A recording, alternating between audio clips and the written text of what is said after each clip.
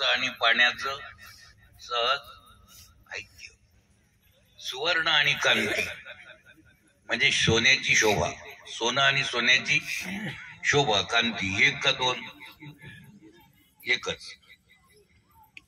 बर्फाचा खडा आधी का पाणी आधी, आणि नंतर बर्फाचा खडा का?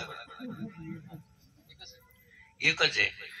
बर्फाचा खडा आणि पाणी एकच.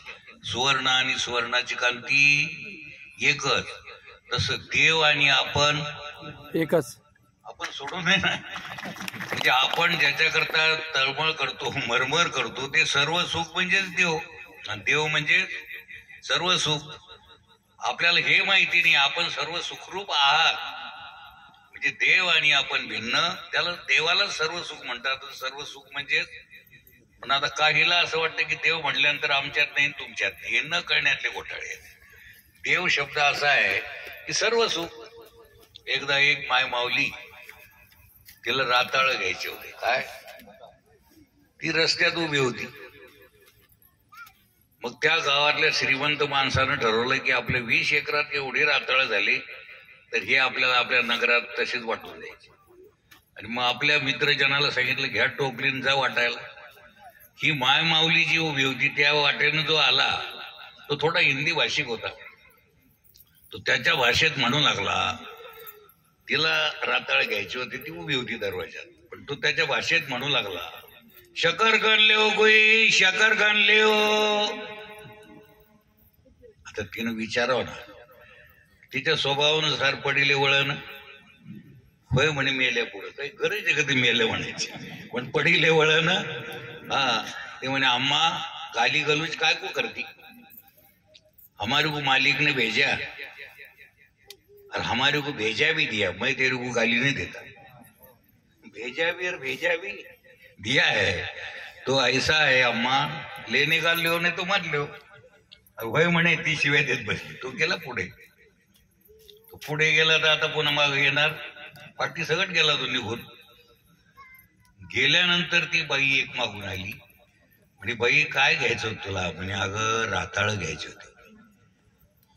म्हणजे आता पाठी गेली ना, आता गेलेला माणूस तो राताळच घेऊन आला. म्हणे त्याला म्हणतात काय? म्हणे त्यालाच म्हणतात. तो तर शिव्या देत बसले. म्हणजे विचारायचं काय आहे काय नाही. राताळ म्हणजेच शकरखंड, म्हणजे तसं मुंगीपासून ब्रह्मदेवापर्यंत सगळ्याची जी धडपड आहे ती सर्व दुःखा करता आहे नाही का? सुख करता. हा, सुख करता. गडबड झाली का जास्त वेळ झाल्यामुळे तसं तर काही नाही ना. बोर तर नाही झाले ना.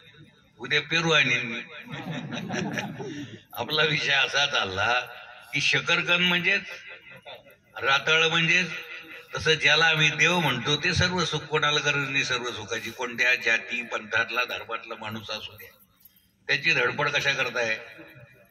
मला एका बौद्ध माणसानं विचारलं आमच्या गणवेशात वगैरे तुम्हाला काय वाटतं? मला आमच्या शाळेत, आमच्या जालन्यात बऱ्याच शाळा आहे, गणवेश भिन्न भिन्न आहे, पण सेकंडरी बोर्ड त्याच्यात पास व्हा. कोणत्या शाळेत आपण मंजिल गाठा, निश्चित स्थळी पोहोचा. खरं कळून खरं तुमच्या जवळच आहे पण तुमच्या लक्षात नाही. ते तुमच्या लक्षात येण्याकरता जगाची मायेच आपण इथं आणून बसवली आहे. हो, तिच्या कृपेने आपल्या लक्षात येऊ एवढी शुभेच्छा आहे. आणि दुसरी गोष्ट म्हणजे आपण सगळे एक कसे आहोत पाहणं.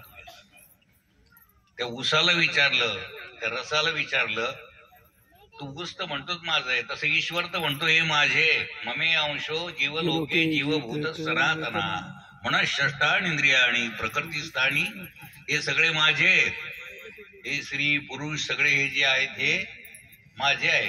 कोणी लाटा म्हणतं, कोणी बुडबुडा म्हणतं. बुडबुडा असो का लाटा असो हे पाणीच आहे. त्याच्यात फरक व्यवहाराकरता हे आपलं स्तर निवडले, पण वास्तविक आपल्यात भेद व्यवहार सुरळीत होण्याकरता विभागणी आहे, भेदाकरता नाही. पण त्याचा प्रकार भेदाच झाला ती गोष्ट वेगळी.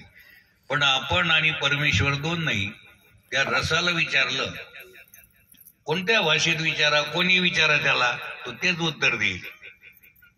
What is your father? ते म्हणेन my father name is sugar cane. माझा बाप कोण आहे? Sugar cane. रसाला विचारलं तर काय सांगल? ऊस. गुळाला विचारलं तर पांढऱ्या शुभ्र गुळाला विचारलं तरी, काळ्या कुट्ट गुळाला विचारलं तरी, मग काळे कुट्ट म्हणून वाईट करून वाटू देतात. आपण कोणाचे आहेत? देवाची. देवाचे आहेत. हे घट्ट करा. काळा कुट्टा आपलं नाहीच नाही, देवाचं म्हणल्यावर आपल्याला काय वाईट वाटायचं त्याच्यात? सब कुछ तेरा, आया तो भी तेरा, गया तो भी तेरा. आता राहिलं कोण? मळीला विचारलं. मळी माहिती ना आपल्या मराठवाड्याच्या लोक, ती काय सांगल? उसच. धुवरमळी, तिला तुम्ही म्हणा ना काय नाव द्यायचे ते, पण सगळे हे कशाचे लेकर आहेत? तसे तुम्ही कोणाला हलकं भारी सवयी पडल्यामुळे आपण म्हणतो, नाही तर सगळे आपण एकाचे होतो, एकाचे आहे, एकाचे राहणार. हे तुमच्या चित्तात फिट्ट बसो. आणि देवाला जे मान्य नाही, द्वेष, मत्सर, जाती, भेद, हा सगळ्यांना मनातून फेकून द्या. प्रभूची लेकरे सारी, कुणा ना तुच्छे लेखावे. आणि असं आपल्या चित्तात घट्ट बसो, ही शुभेच्छा.